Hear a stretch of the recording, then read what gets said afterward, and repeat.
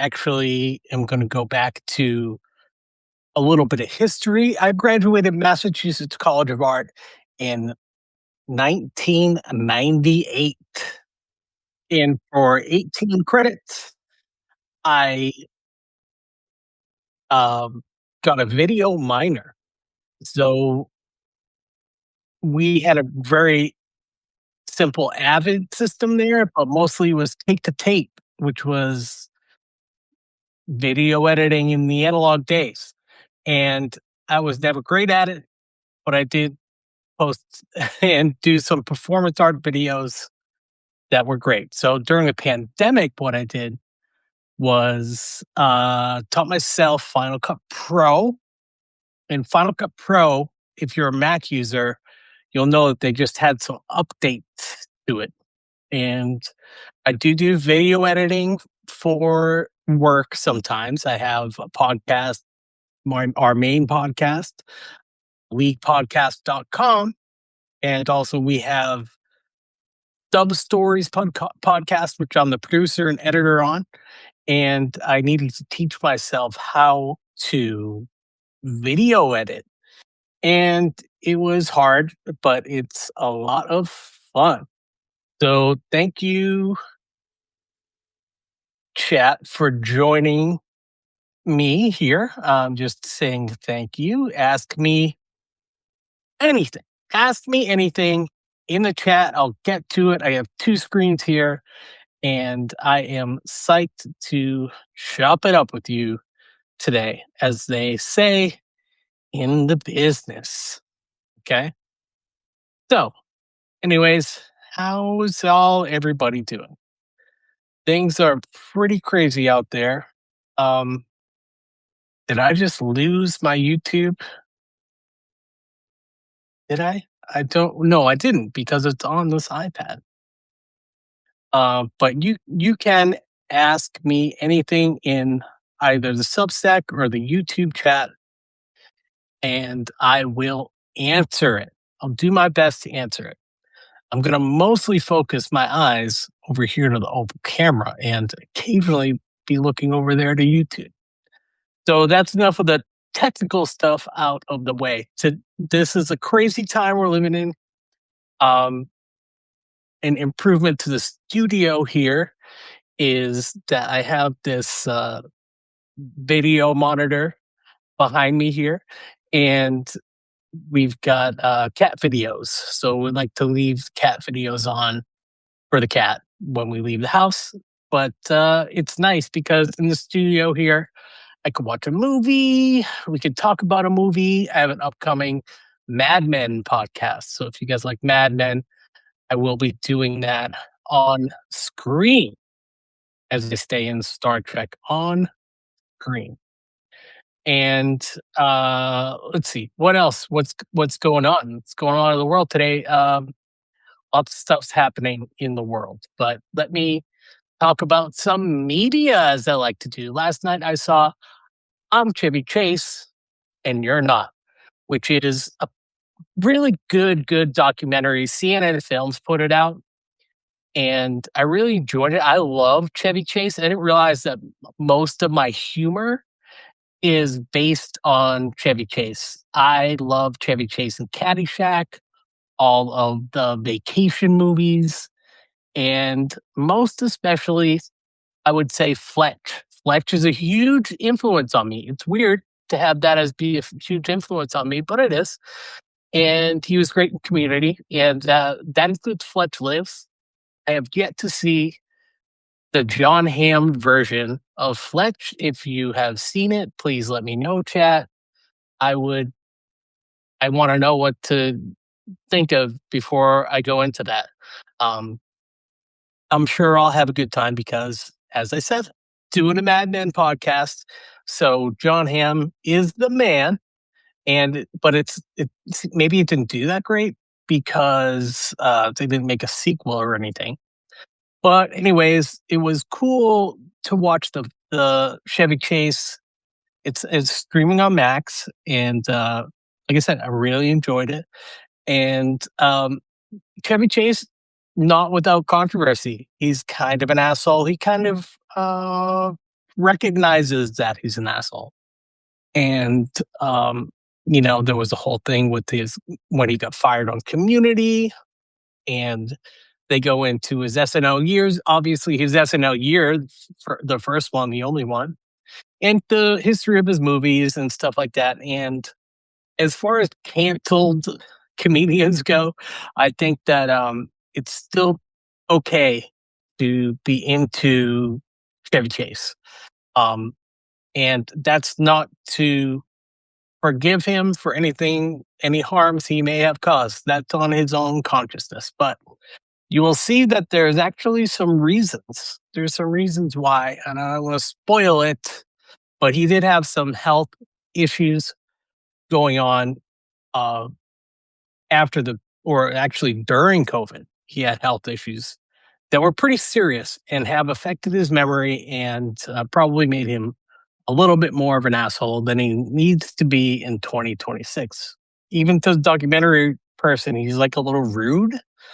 Um, so it's like it's I I bet some people will have issue with that. I do still like Chevy Chase. I'd love to meet the guy. He's great. And the company that I work for hosted him at the Chevalier Theater for a Christmas vacation. And that was in the documentary. And so it was cool to see some people that I work with and my boss and everything were in it. So I thought that was way cool, especially to see like if he does this Christmas vacation tour, that the one place where they did the shooting for the documentary was in the theater that I basically work for. I mean, that's pretty cool. Pretty cool. So, Chevy Chase, I'm Chevy Chase. You're not. I'm Clay Inferno, and you're not. This is Clay Inferno. I think this is great. I think this is politics. Livestream, hopping on Livestream. I'm kind of a simp for Gary Vee, and he said go live for 30 minutes a day. I don't think I'm going to go live for 30 minutes a day. I'm even having, it's not so much trouble, but I'm a pretty busy guy. Uh, so I did some writing last week on my Substack here about my mother and the loss of Andrea Gibson. And that writing, I felt like a real writer for one, because I started back in mass art days before when I was editing analog video. I was a spoken word artist. And Andrea Gibson, who passed away last year, was also a spoken word artist and hugely inspiring. I did a bunch of shows with them. They were amazing. And it's sad when people pass away, right? So I wrote a heartfelt thing. It's 10-year anniversary of my mom's uh, passing. And I wrote a heartfelt thing. And you know what I realized after writing that Substack was that I was very vulnerable, and it's cold and everybody's tired and everybody's back to work for a month. And this is why we're doing a February mental health check-in here, because it was just tiring. And then I go to think like, oh, I should write about G.I. Joe. I should write some comic book stuff. And I did not write anything else this week. So that is to say, I need to and have been putting out a lot of content. And what I like to do is put my content. If I do a short term video, a reel, a TikTok, I put it everywhere because I don't know where everyone's going to be. We need to decentralize our media consumption. And I do like Substack, I do like YouTube. So I've been putting funny shorts of my cat and things like that on YouTube, but also in Substack Notes. Substack Notes is a very powerful tool, I think, and it hasn't generated me more revenue, but it has generated me more followers by posting consistently in the Substack Notes app short videos. And then, I take the video, I use the app's edits from Meta Instagram, and also just the app TikTok. I use TikTok to make the edits because they have trending sounds in there. and I'll take it, do the edit in TikTok. Let's say typical workflow. Took pictures of my cat looking at this new kitty monitor back here. It's so funny. If you go thumbs up, the Substack gives me a, a little thumbs up. But yeah, so if I'm doing a short term video, I just think of it like I made a video. Then I think need to get video out to world. And the way the algorithms work, I do think that they prefer you to be platform native. So to get a lot of views on Instagram and Facebook who humbly pay me average of $1 a video I post, let's say. I use Instagram Meta's app edits. So I've taken I made the video edit in TikTok, downloaded it onto my phone. Then from my phone, I put it into edits, the edit app. So it's already on TikTok. It's in TikTok stories. These are growth tips, but I don't have any audience. I'm just telling you how I do things. Roll your own. So I've rolled my own strategy here for social media, being a popular guy on social media, I guess. um, so what I do, get back to the Edits app. Edits app is made by Meta.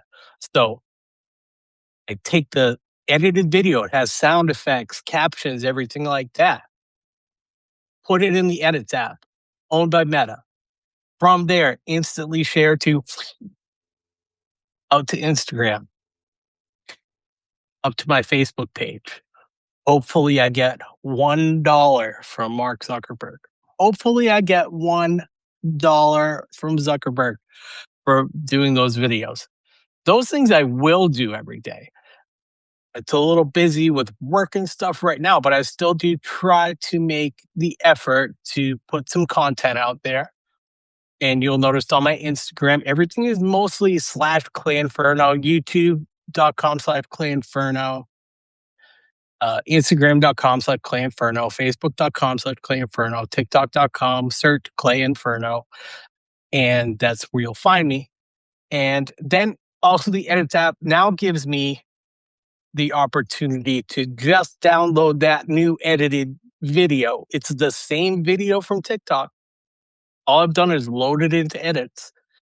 And then what I could do when I download it is I could put it in places where I'm not really posting natively. I'm posting it on Blue Sky.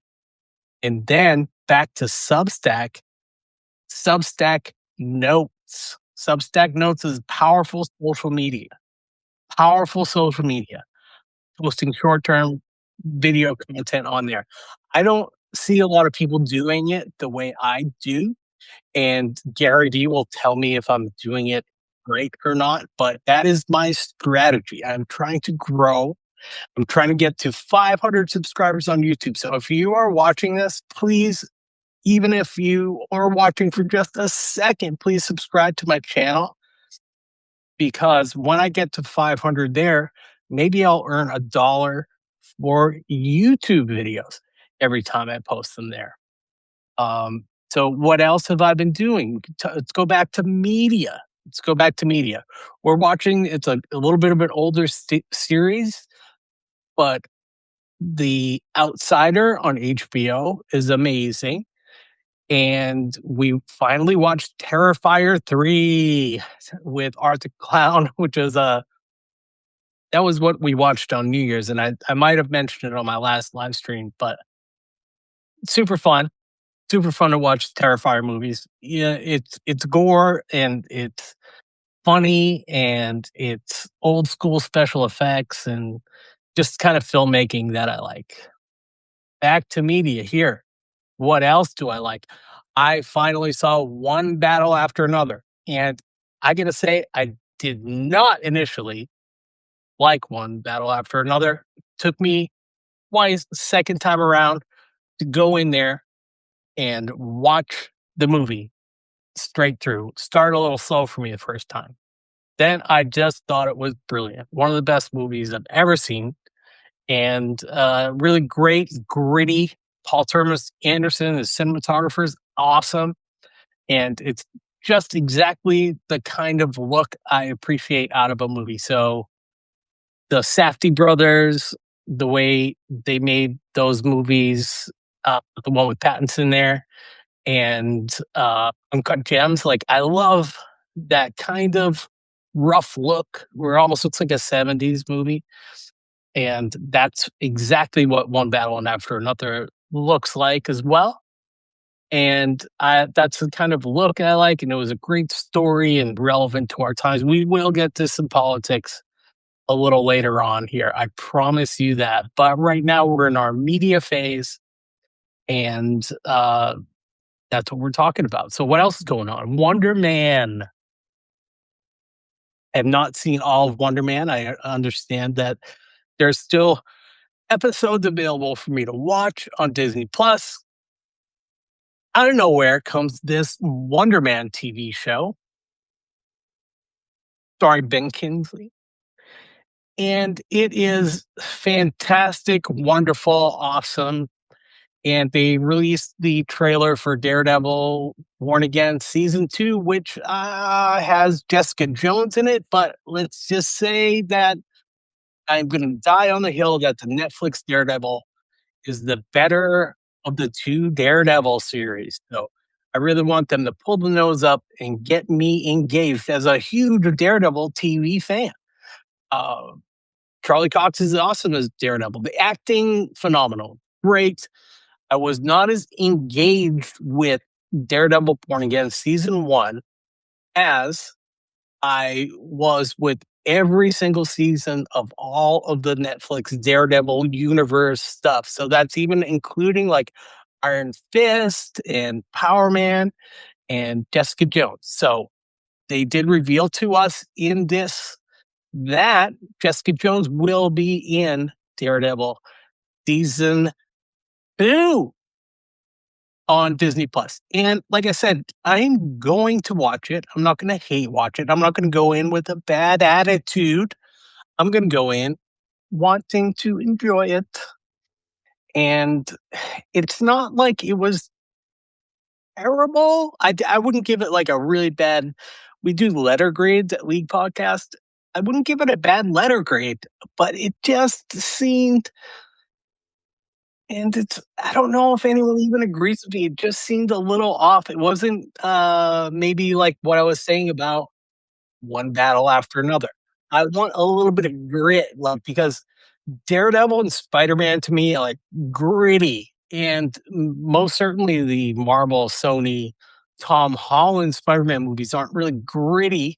But I could imagine if those were shot like Uncut Gems was shot, you know? Like I want '70s Spider-Man.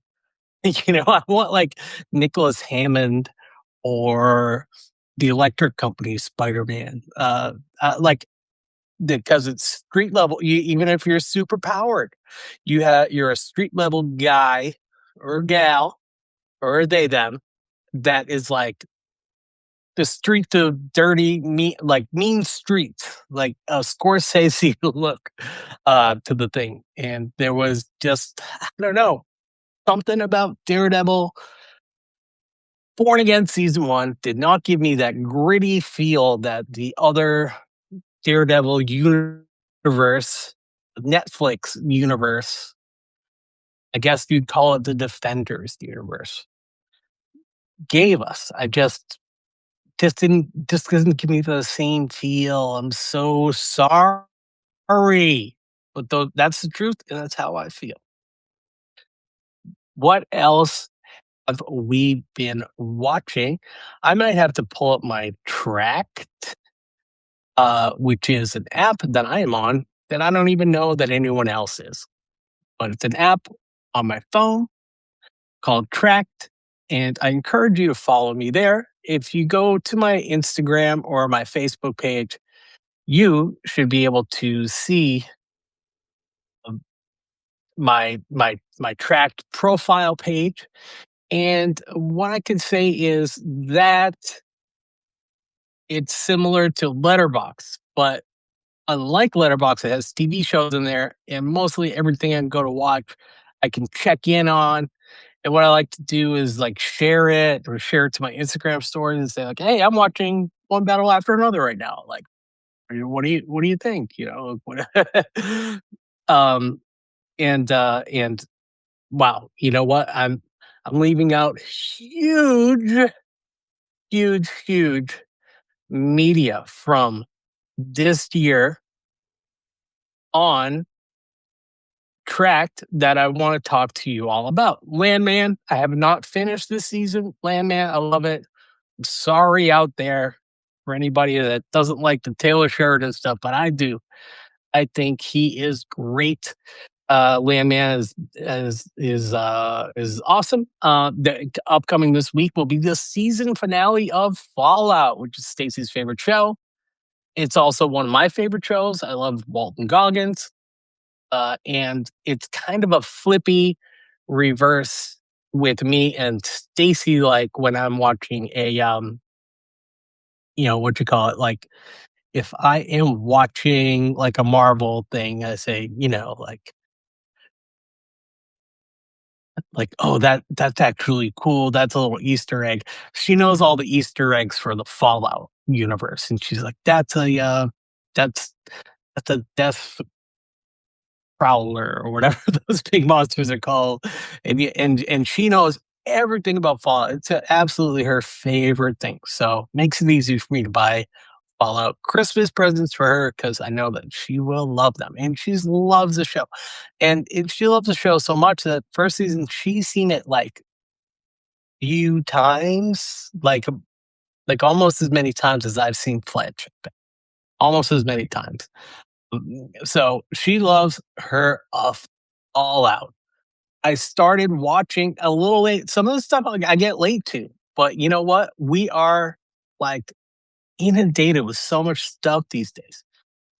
I started watching The Pit again. I'm not caught up, but not. I'm on the Pit bandwagon now. I'm on the Pit bandwagon. Really like that show. Think it's incredibly well produced and written and really fun to watch. Except for me, even though I can watch Terrifier, I watched The Pit and they're like about to do a knee surgery or something. Maybe I just saw too much TLC Discovery medical stuff that was real. I get a little creeped out, so I kind of fast forward to what some people think is the best part of the show, by the way, the really highly accurate surgeries and stuff like that. But I'm watching it for the drama and all that. So really like The Pit. Super fun. It's not fun exactly, but it's a well done show, and it deserves all the accolades that it gets. It's really good, and because I'm kind of coming into it late, I have a little bit of time to relax and enjoy it. I have episodes ahead of me, and then I'll be caught up. And I can sit around the water cooler. Hey, this whole Substack YouTube water cooler. We'll talk about The Pit. Um, I'm not doing a podcast about it. I am doing a podcast about Mad Men. It's coming. It's coming. It's coming. I swear it's coming. And what's going to be cool, I think, when I start this podcast is we can have some clips on me in the background here, and we can watch Pete fall down the stairs and things like that. So another killer show that we watch. I don't know if a lot of people are watching. It's on Apple TV Plus. Home Royale with Kristen Wiig, another SNL cast member with an amazing show. Love it. Love, love, love, love it. Super fun. It's a little hard to describe for me. It's almost like a soap opera, and Ricky Martin is in it, which is strange that Ricky Martin is in it. And it's a boatload of fun. It's very funny. It's very like rich. It's almost like a Beverly Hillbillies like kind of concept, except more like backstabbing. Like Kristen Wiig plays a character that wasn't rich, but like married into like a family that has money, and then it goes on and on and on for there. And they have 2 seasons of that too. So we're still we finished the first season. Now we're into the second season, which came out pretty recently. Palm Royale there on Apple TV Plus, and then mwah, the piece de resistance about my media before we move on to politics. Uh, there's other shows and stuff that I'm watching, and that I did see some other movies. But follow me on track. You'll see like what I'm watching there. Um, Criminal Record, for one, starring Peter Capaldi. Great detective show, British detective show. Love it, love it, love it. So that gets the honorable mention as I'm trying to move on to talk about what I really want to talk about and what all the nerds want me to talk about out there, which is Star Trek. Starfleet Academy is out now. Starfleet Academy. Okay, let's deep breath. Let's talk about Star Trek. Star Trek, live long and prosper. Star Trek, we love the Star Trek. We love we love it. We love it. We love being beamed up. We love being beamed up, don't we? I have some gripes with Discovery. Now, why am I talking about Discovery? Discovery is the precursor to this show, as is Discovery is the precursor to Strange New World and to some extent Lower Decks. But let's put Lower Decks aside. Let's talk about the live action Star Trek. Live action Star Trek, Discovery, great. I got myself a Mushroom Drive metal ship of Discovery. First couple of seasons, we are all about it. We're all about Discovery. We like it. It's fun. It's new. It's a different take. Then, after how many seasons it was, I need to look that up. Chat, I need to look that up. Discovery, Star Trek, how many seasons? So I think it's like 7 seasons. Okay. What what had happened was okay, so there were five seasons, stand corrected, 5 seasons of Star Trek Discovery. Now, loved Burnham, thought she was a good captain. Loved the concept, loved the J.J. Abrams look of the thing, and it's TV. It's not a movie. We just really, I would just say, I'm not going to trash Discovery this whole time, but in general, Discovery starts out pretty awesome and different, and I liked all the different things about it. Okay, then and it and the issue isn't with the time jump. So about halfway through the series, everybody says, like, "Well, how are you going to like do a Star Trek show that's not another prequel like Enterprise or whatever? You're starting a new timeline, I guess. How are they going to get themselves out of this?" They got themselves out of this in a writerly way, in a creative way. And they said, "We are going to put this centuries in the future." Mm, Okay. So you're not going back in time, you're going forward in time. Okay. And even those first,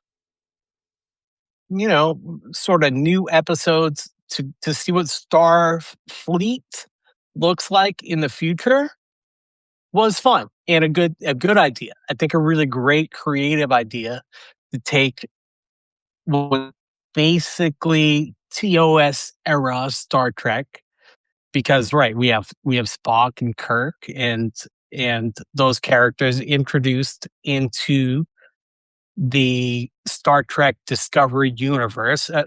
Burnham, who's the captain, is actually an adopted half sister to Spock. So that just gives you like generationally where it's at. So that's the Spock and Burnham, the same age roughly. And there's a Ethan Peck plays Spock on Discovery and Strange New Worlds, and Anson Mount plays Captain Pike. Captain Pike being the captain from The Cage and the pilot episode of Star Trek. So they reintroduced these characters. Need a little bit of drink here. They reintroduced these characters, new cast, new Enterprise, new the Discovery ship, and everything. That's all fine. They jump to the future, and it started getting a little annoying to me. What I thought was annoying to me was that Burnham always knew the answer, right? Like the team ups and Tig Notaro, who's on Star Trek Starfleet Academy, is introduced in this when they go into the future. Tig Notaro on Discovery. Love Tig, amazing. Also made the documentary about Andrea Gibson, who I referenced in my Substack post, which you can find on Substack, claynferno, Substack.com.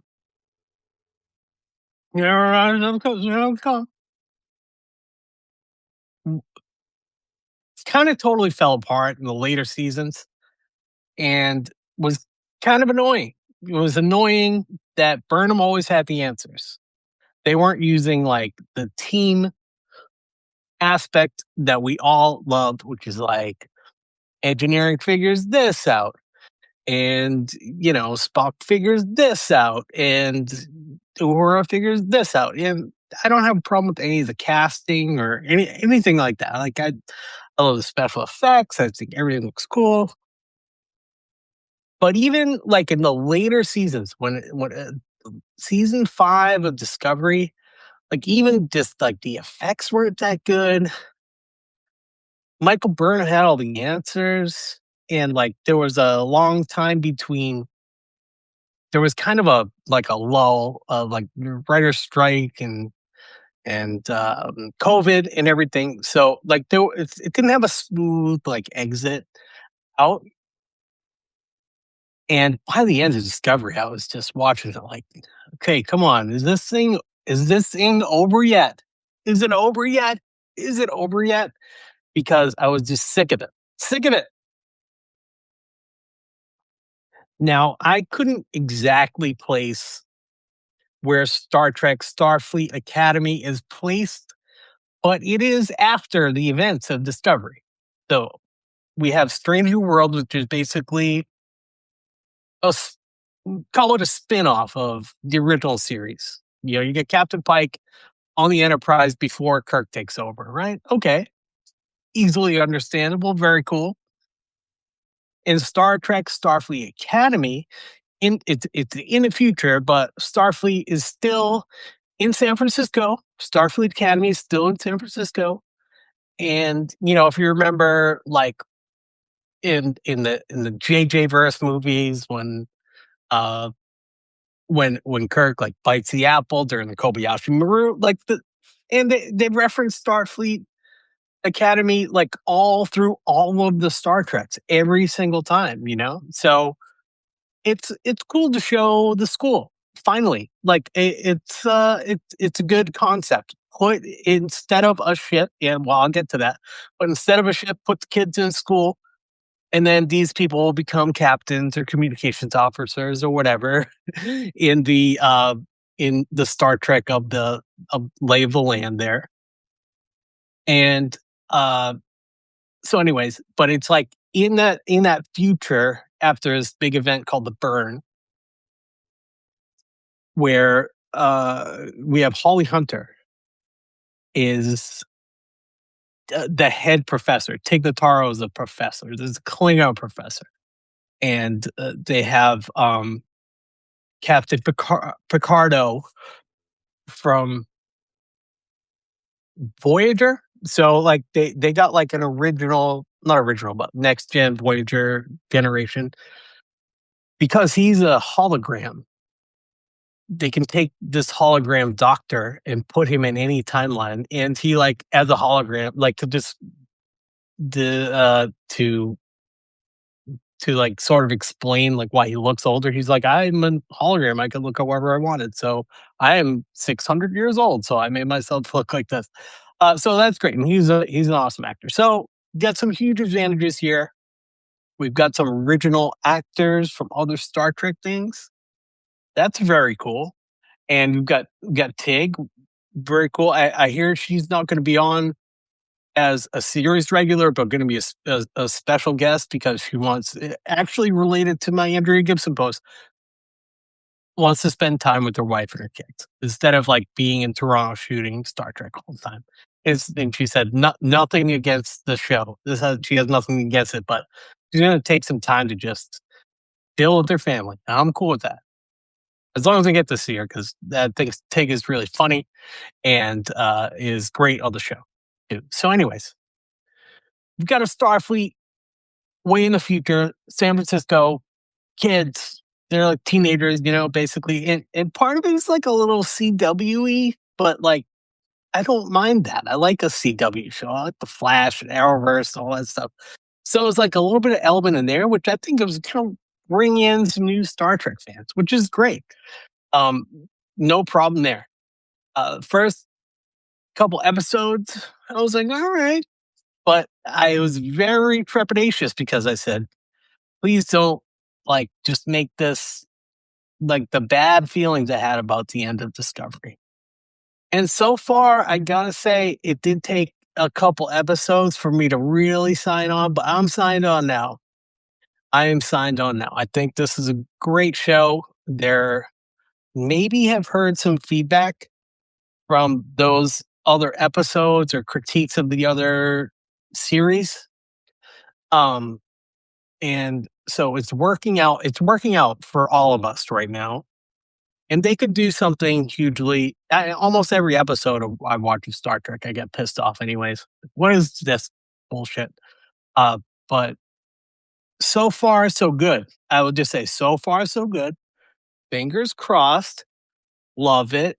Took me a couple episodes in though. Took me to this latest episode where they had the debate and it was very Klingon oriented. So the Klingons start to look better, like a critique of the Discovery Klingons. They look weird. They're starting to look a little bit more respectful and to traditional creatures. And again, I'm going to talk about my gritty cinematography thing I'm obsessed with. The gritty cinematography thing when they had the Klingons like fighting, not really fighting, but they were sort of stranded in the woods. And the way they shot it was just like gritty and cool. I'm not a cinematographer. I don't make movies. I'm a critic.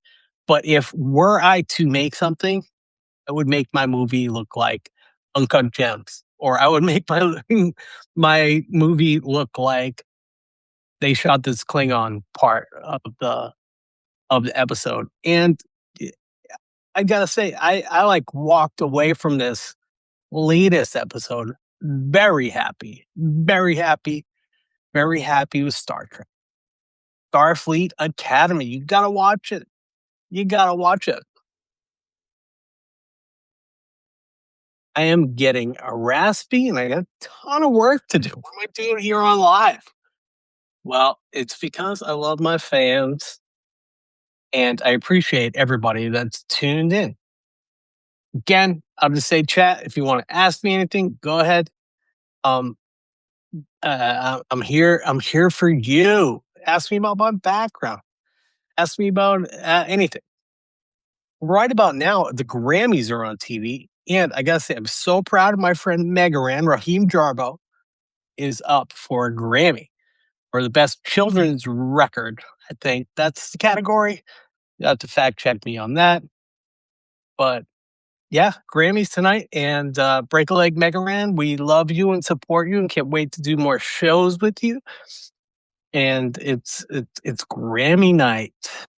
So, and what I've been listening to, I'm trying to get this band to come here and play Boston, which is The Devil Said Jump. and this is a good segue into politics, but that's what I've been listening to. And upcoming on the Stub Stories podcast, we will have first episode of the season is out now, and we will have David Bowie episode. We recorded that the other day. Really good, really fun episode. And I sort of in preparation for it, watched a couple of YouTube documentaries about David Bowie, and I love David Bowie, but there was things I didn't know about his life. So we'll get into that on the podcast. But also, you could like look for the Sound Vision BBC documentary. Great, it's here on YouTube. You can check it out. Look up the history of David Bowie if you really like him, and yeah, and check it out because David Bowie's amazing. And I don't listen to a ton of music because there's so much going on with politics and stuff. I listen to a ton of podcasts, but highly suggest chilling out and listening to some David Bowie because who doesn't love David Bowie? There's something wrong with you if you don't like David Bowie. So I say you're wrong. You don't like David Bowie? You are wrong. You're wrong. Maybe since I'm putting that plug in here for that band, Devil Said Jump, both artists, and they they have a song called "Buy Me a Gun," and I do not like guns, but these MFers are gonna make me buy a gun is the chorus of the song, and I listen to it like on repeat. I listen to Dropkick Murphys like on repeat. Going into what we're gonna talk about here, which is some of the more serious political things here, and I'm gonna try not to say anything that's gonna get me flagged and taken off of here, but we have independent voices. We should be using them on YouTube and Substack until these things are shut down. We can't anymore, right? What's going on with ICE people murdering people on the street? Absolutely ridiculous. Absolutely incredibly ridiculous. Just when you thought it couldn't get more ridiculous in the Trump administration, it gets more ridiculous. Then Trump goes and arrests Don Lemon. So, first two amendments to the Constitution, the first two, right to free speech, right to bear arms. Okay. And when I found out that they had arrested Don Lemon, who I had the pleasure of meeting just through work a couple months ago, he was super nice. We chatted, I took a selfie with him. He was very nice about it too, by the way. Doesn't matter if you like Don Lemon or his politics or Ben Shapiro and his politics, right? You cannot arrest somebody for journalism activity. You can't arrest someone for expressing literally their First Amendment right. I don't want to hear what Ben Shapiro has to say about anything, but I will defend his right to say it. And it is absolutely ridiculous beyond parody. The Second Amendment justification and the absolute character assassination of that gentleman Alex that was shot because he had a registered licensed firearm on him. He wasn't pointing it at anyone, and he was shot dead for protesting, expressing his First Amendment right. And then his life was taken because he was expressing his Second Amendment right. And it's so infuriating. I could be a little out of sync with the news because I did see something earlier about maybe they're taking ICE off the streets. But if you go to my Instagram right now, I did just do a drawing and it says ICE off my block. I'm, I guess, a journalist I'm a pop culture journalist. For what it's worth, pop culture, media, things going on, reporting what's live, what's going on in the world. But also, I write about politics. I don't have a degree. I I try to stay well informed. I try to uh, get out there the word that we should be supporting each other. And even I curse. I'm not saying Don Lemon is my friend, but I have a personal connection to him because I met him. And now I think in the work that I do, right? I work with podcasters and journalists a lot. So now I have to worry more about security and things like that. And it's just absolutely ridiculous. And I think it's basically because of the big news on Friday, the 3 million pages of the Epstein files that were released. And we found out all this weekend that what's in there is absolutely everything we thought, but worse. Pizzagate on their side, but worse.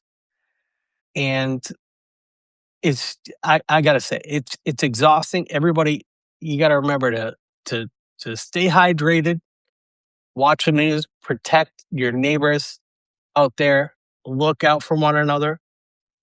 Um, I don't have if you want if you want news about the Epstein files, you have to do your own peeking into that. But everything I've seen really is damning, and the hopeful thing is that the midterms are looking really good for our side. I assume if you're watching this, you're on our side. If you're not, then I still think that you're gonna come onto our side, at least in the midterms, because America has had enough. Like I said about Ben Shapiro, like, I don't care about what he has to say about anything, but a lot of these things are indefensible, and we keep waiting for that turning point, and we keep waiting for the shoe to drop, but has the shoe finally dropped? I don't know. I'm not as, well versed as, like, a Jamal Bowie or Rick Wilson or Molly John Fast or, uh, any of these the Midas folks or whatever. I do encourage. Well, all I can do as a small creator is encourage you to watch those people. And a person whose take I was a little skeptical even to be dipping into a lot lately with my liked videos on YouTube is Vosh, and Vosh is really breaking it down right now. I'm like a Hasanabi kid, you know. I like Hasanabi, Hassan Piker. I watch him a lot. And I don't watch Vosh all that. These two are very different, by the way. If you know, you know. If you don't know, you don't know. But I watch. I've been watching Vosh's content over the weekend and found it uh, pretty great. So I just small creator, not a political journalist, really. I'm not. Um, I talk about movies and Daredevil and Star Trek. Okay, but I still like to express my First Amendment rights. I don't like guns, but also within that Second Amendment is my right to not like guns and not want to have one. I don't think anyone, and I don't want to take guns away from anybody. Okay, I think mass shooting should stop. I think we should have common sense gun legislatures. I think ICE should be off the streets. These aren't controversial things I'm saying. Um, I believe in the Constitution. I believe in our 250 years in this great experiment, democracy. I believe in democracy. I believe in the press. I believe in, making things better for people in a hopeless sort of world. Okay. Income inequality is the number one thing that affects our lives every day, my life every day. And something's gotta give here, buddy. Something's gotta give. Something's gotta give. As the Beastie Boys said, something's gotta give. I got a little political there, but I did want to talk about my selfie with Don Lemon that I used to promote this show. Hope people didn't think Don was going to be on with me. Hey, hey, my pal Darson. I see you out there. I highly and Melissa. Oh my gosh, my friends are popping in here just as I dropped an AirPod.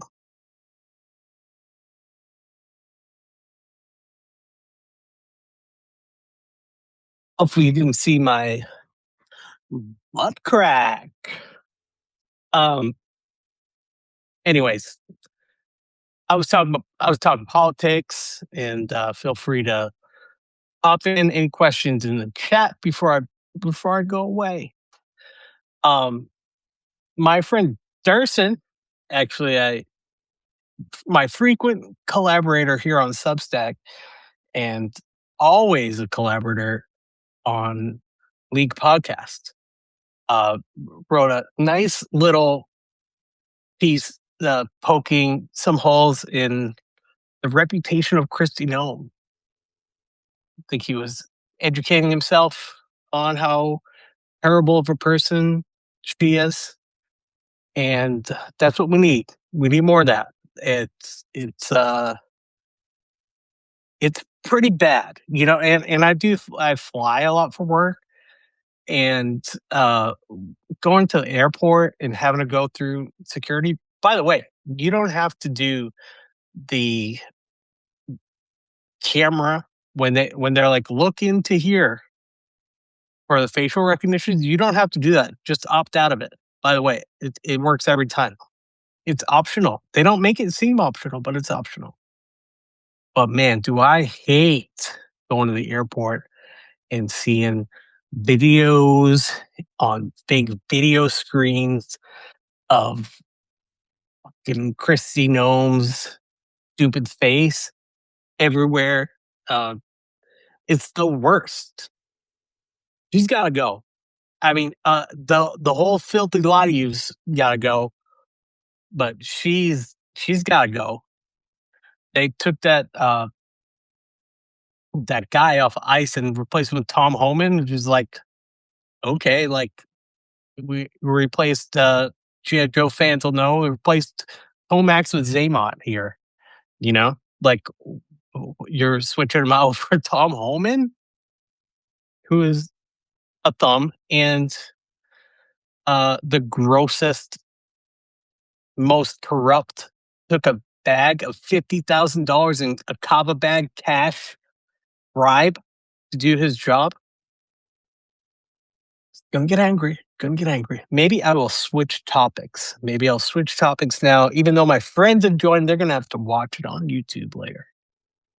Um, so feel free to ask me anything before I wrap up, but I will tell you what I did this weekend because it was fun and also relates to my pal Darcy here, who not only is like my BFF, frequent collaborator, podcast pal. Yes, I will. I will stay angry. I am angry. I will stay angry. Mm, You know it, Melissa.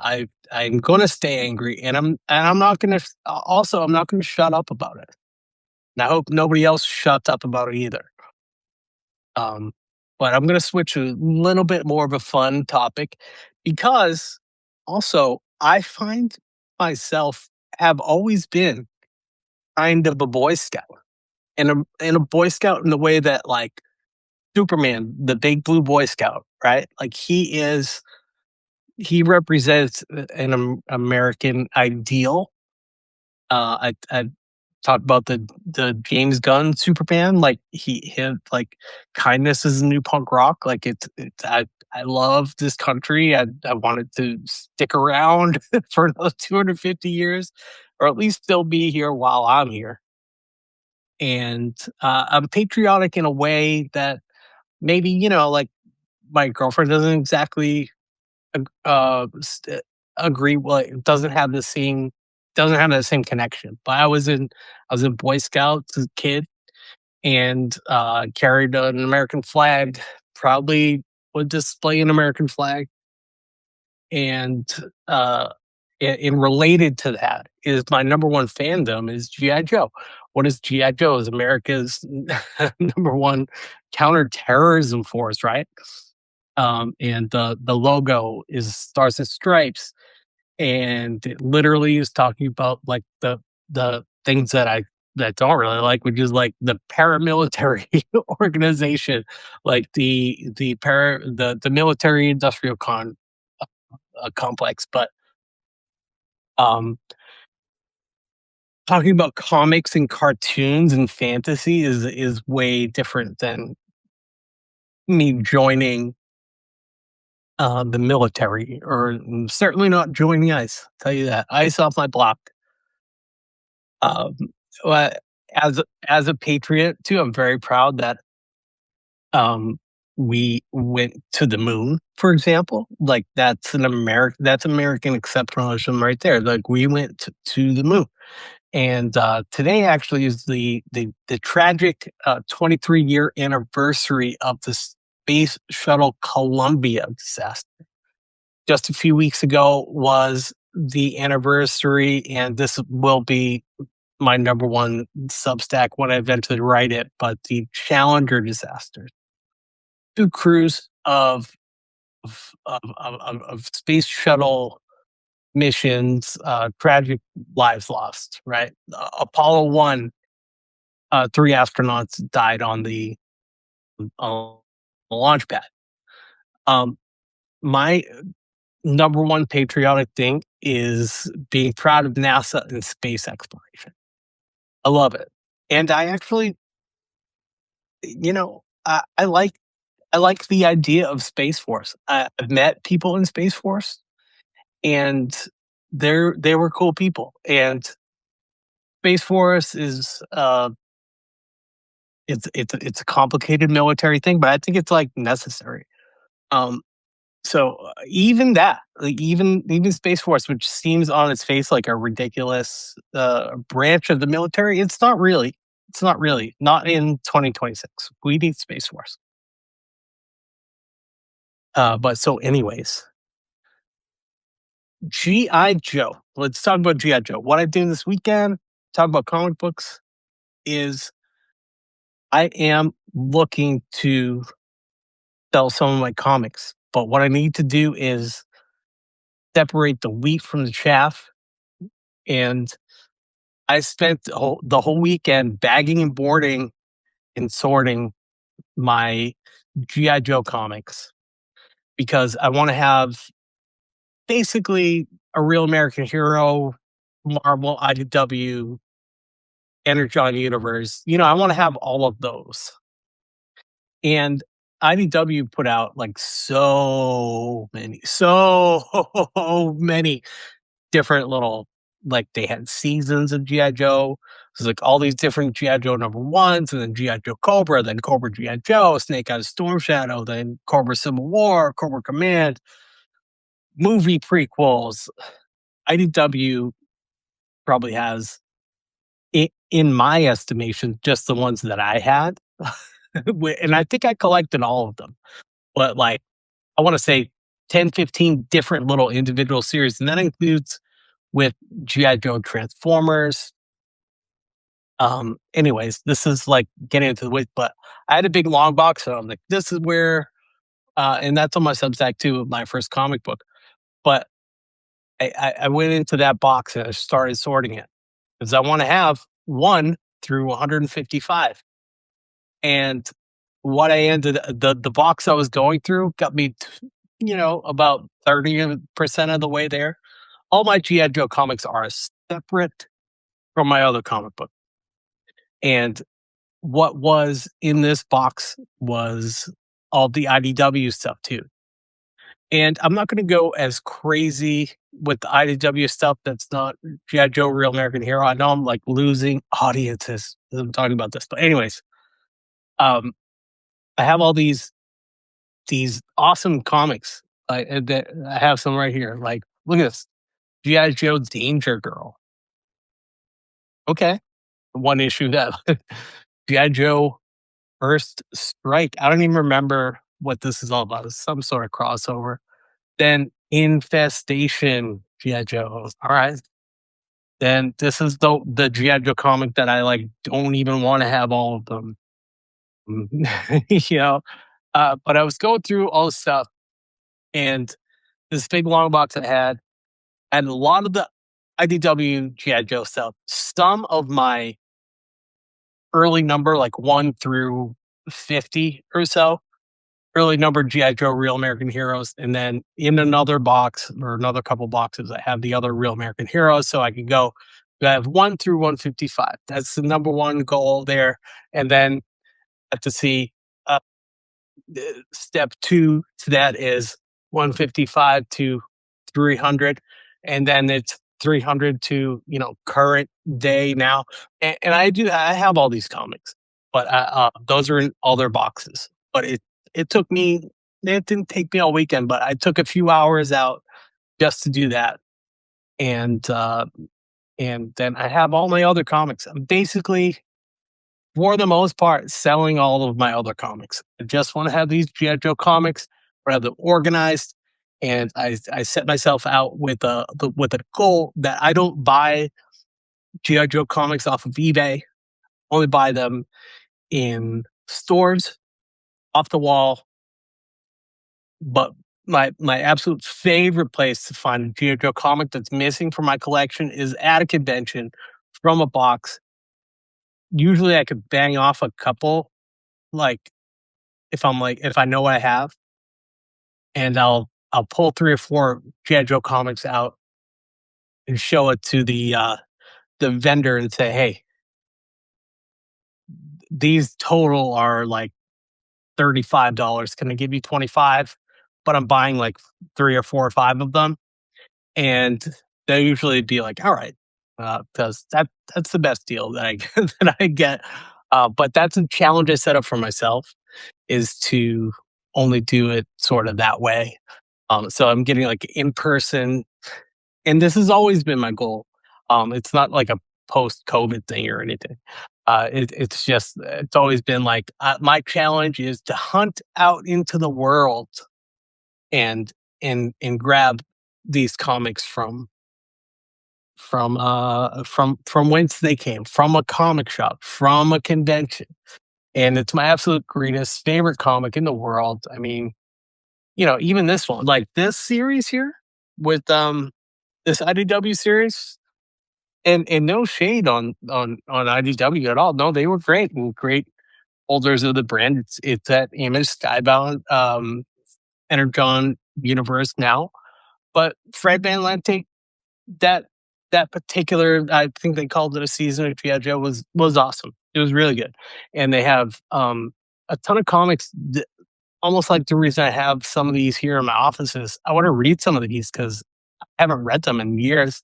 And there's like cool G.I. Joe origins, like Snake Eyes origin stories, and some of the stuff's written by Larry Hama, some of it's written by Chuck Dixon. Chuck Dixon, great comic book writer too. He basically, like, he invented Bane and stuff like that.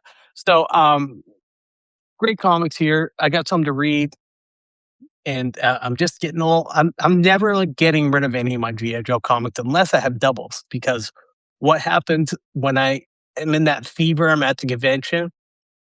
I literally have like, I want to say, I'll just say it's issue 32 as a really cool cover, and every time I see it, I buy it because I go, "Oh, that's a cool cover." I don't think I have that, and I probably have like 3 copies of it now because I'll always buy it at the convention, and then I get home and I'm like, "Oh, now I have another one of these." So trying to get organized, trying to get the stuff, trying to get some stuff to Darrison from the cell, and create income equality for the two of us. Maybe we'll make some cash selling them on live or something like that. Anyways, this was my February check-in. Thank you for tuning into the live on Substack. and on YouTube. And then you might be watching this later with camera one, camera two, camera one, camera two, YouTube, Substack, claynferno.substack.com. Coming shortly because I needed to clear some stuff off of my computer. And there was also the general strike the other day. Coming out this week, I would say. This week. I'm mostly done with the edit. Get it over to Thurston. We'll put it on Spotify. The two of us, we've already revealed what we're doing. So Durson, my collaborator here, we have a Curb Your Enthusiasm podcast, and what we did was we watched the original Curb Your Enthusiasm. So it's the pilot. It's sometimes called the TV movie. So it's before the series. There's an hour long, and you can watch it on HBO Max. It's called Larry David Curb Your Enthusiasm. And it's sort of the seeds and the pilot for what happens later.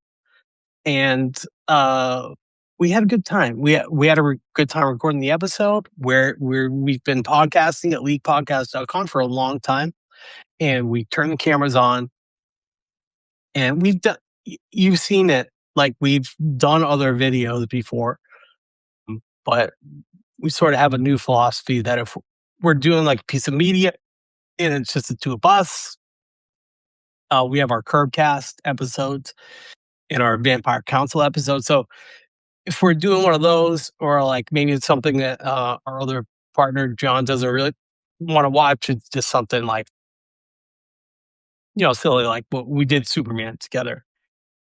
We'll turn the cameras on. That's our new thing. Because video podcasts are popular on YouTube. Most of our downloads come from YouTube anyways, even if it's the audio over like a visualizer, what we found. So trying to keep up with the times here a little bit, but also it's different. It's more fun because usually it's just us with our headphones on, talking into the microphone, which is like how podcasting used to done be.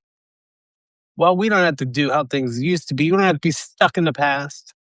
So also my Mad Men podcast, when that gets rolling, will be on video as well. I have a new camera. This is my Opal camera here. But I'll probably talk about the tech for my new camera that I have. It's 4K and it's cool. Like the camera follows you around, which is neat. So that's it. I'm gonna end this chat. If anybody has anything to say, one last time, hit me up in the chat on Substack here or YouTube. But otherwise, I'm gonna be shutting it down. Shut it down. Stay safe out there. Keep an eye on your neighbors. And we're gonna get through this long, cold, lonely winter. Follow us on Substack. Listen to League Podcast on Spotify and on YouTube. LeaguePodcast.com has all the links you need. Instagram, and follow my buddy Durson here, durson.substack.com. And usually in Substack notes, if he posts something, I post it there too. Sharing the love, promoting each other's artwork and writing and just generally being a little network of the League of Ordinary Gentlemen, which we are. So really appreciate everybody that tuned in on Substack, everybody that tuned in on YouTube. You'll see clips or this whole thing up on YouTube sometime this week. February 1st, short month. Got a lot to do. Thank you to the chat, and peace. I'm just going live here in the Milwaukee airport, mostly to show everybody the cool shirt I bought. I want to lay over. Milwaukee, couple days of touring, couple days of flights. The flights won't seem to end. Happy Valentine's Day to everybody out there. I've got nothing else to say except for that. Okay, you gotta check out the shirt. I had to get the Wayne's World shirt. That awesome. Feel free to ask me anything. Hey, Bradley, thanks for joining. Airport announcements. Let the hello. Wait, so what happened to get Valentine's Day? You celebrate Valentine's Day. You have someone special in your life? Do you do a Galentine's Day thing? What did you do? Are you gonna eat candy? Probably gonna eat some candy. Just guy would shut up, okay? Shut up about your Toyota Camry with the dog left inside or whatever you're talking about. Uh, Let me know what y'all are up to. I do have some time to kill, so I'm probably gonna read some comics, catch up on Absolute Batman, and some more Batman stuff. Only movie to watch. On my iPad, I have a few travel videos downloaded so that I don't have to use the Wi-Fi. The Goods, which is starring what's his name, Jeremy Piven, and Will Ferrell's in it too. Let me know if it's in the good. Like that movie, really funny. It talks about traveling a lot too. It's a good travel movie. But there's movies like Old School and the other guys, kind of in that Dirty Sanchez, um, Funny or Die type of world. I'm gonna watch the goods. I might do some drawing on my iPad. I have a lot of work to catch up on, emails and whatnot. But Saturday, Valentine's Day, Stacy has a show tonight, burlesque show, all the way up in Salem, Mass. So if you go to her page, Red Queen 1013, if you want to see my girlfriend take her clothes off tonight, you can. I am miles, thousands of miles away from being able to do that. But you know what? Support people in what they're doing in life. Creatively, your friends, they're having a show, they're playing in a band, they're doing comedy, whatever they're doing. You got to create out there, even if you're creating on Substack, let's say. Maybe you're going live and making meme videos like I've been doing in the airport all day. That's a good thing to do, support. And yeah, there's only a couple watchers on here.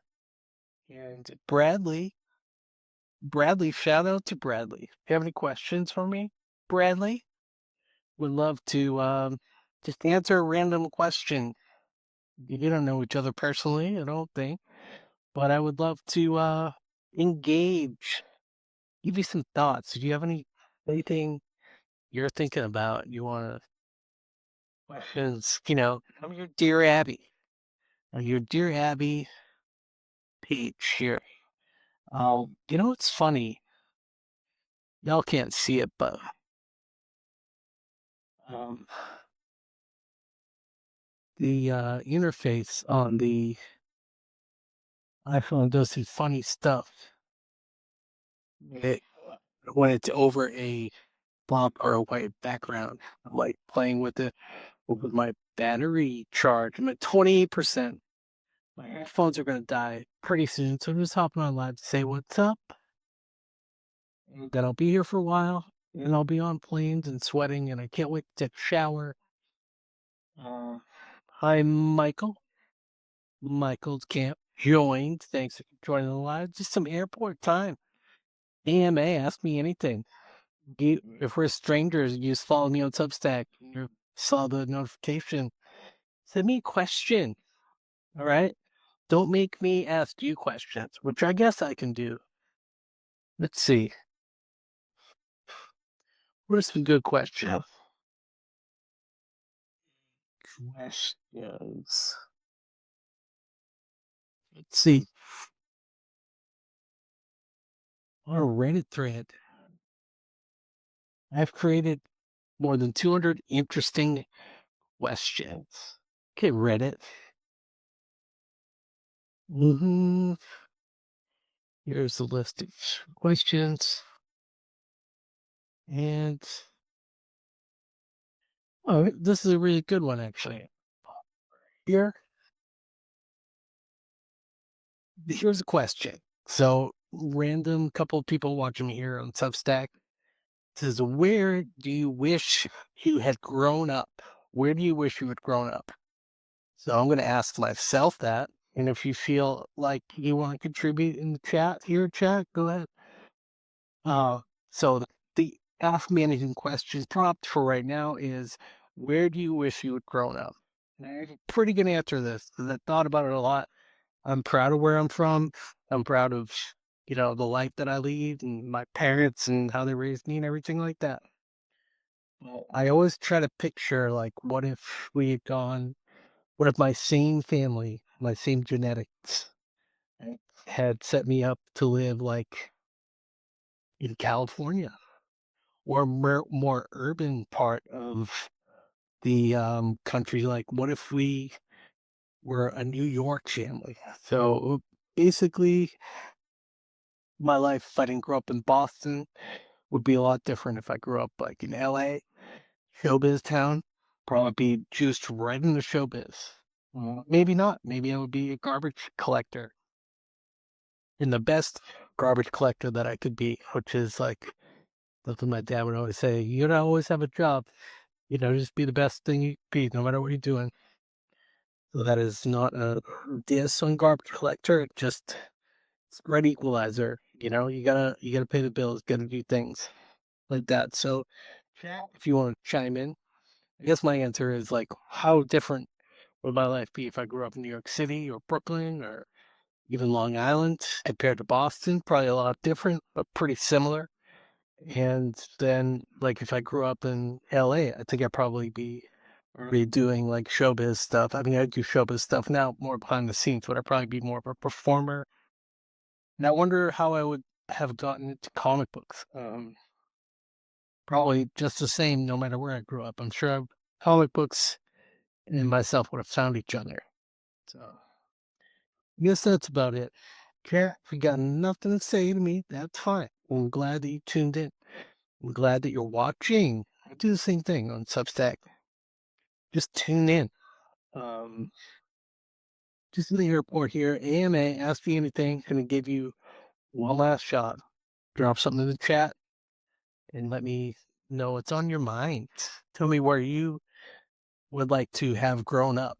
If you could go back and change that aspect of your life.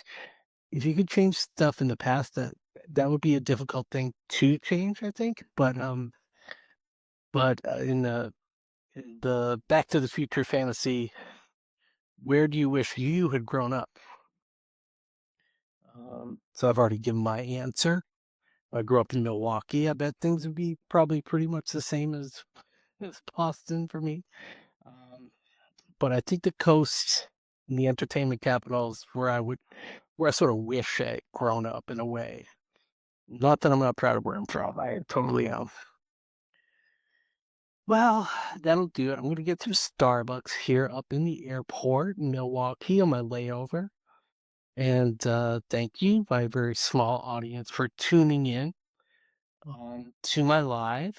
Got any questions at all? Send me a DM. Use messaging here on Substack. Send something in the chat right now. Say what's up. Happy to follow you back. And keep things positive and support each other here on Substack and wherever else you want me to follow you on Threads, Blue Sky, wherever else you to. All right. Talk to you later. Bye. Thanks for joining Bradley and Michael and the one other person whose name I cannot see. Bye-bye.